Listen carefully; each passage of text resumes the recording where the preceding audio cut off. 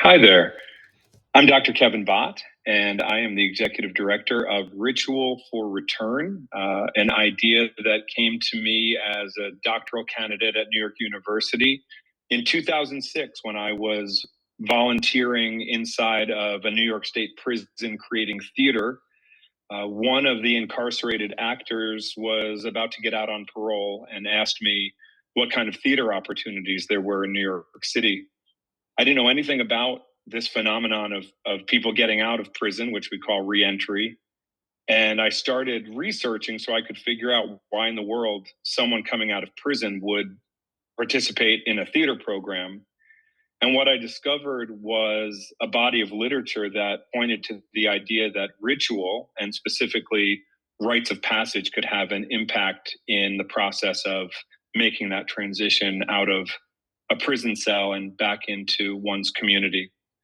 So, what Ritual for Return is a process through which men and women are led through a theatrical devising program. We drum, we chant, we make masks, we write poetry, we use gesture and embodied movement to tell our stories in various ways. The real heart of Ritual for Return is storytelling.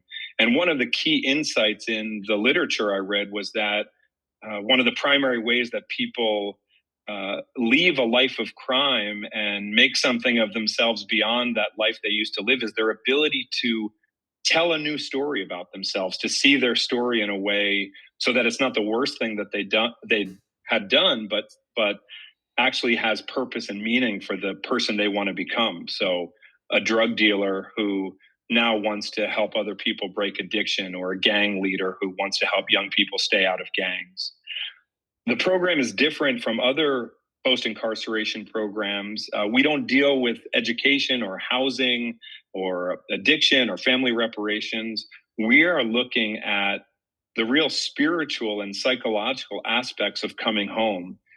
Everyone who comes out of prison has dealt with immense amounts of trauma before, during, and after prison. Trauma is highly correlated with feelings of shame and stigma.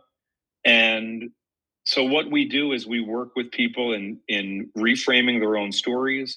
The techniques we use allow them to share with one another so that they see that they're not uniquely situated in the place they are in life. They build camaraderie with one another. And ultimately, it's a very healing process, not just for them, but for their families. I say it's a spiritual process because I think prison is designed to break the human spirit, and the work that we do is meant to restore people's spirituality and give them a sense of their own humanity. And what better practice to restore humanity than theater, which forces us to use our minds and our imaginations and our bodies and our voices and be connected to one another. I'm really indebted to the state humanities councils in New York and New Jersey. It was the humanities councils who provided our early funding and have continued to provide not only funding, but thought partnership and support. So it's a real blow that the federal funding from the NEH has been cut, because that affects obviously the state councils, and that affects us. That affects small nonprofits like Ritual for Return.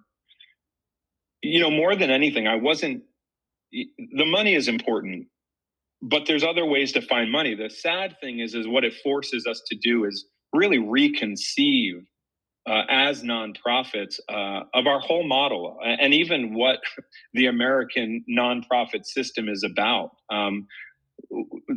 We could rely on federal funding because it had always been seen as a way to support initiatives that were needed in communities, and the government was our partner.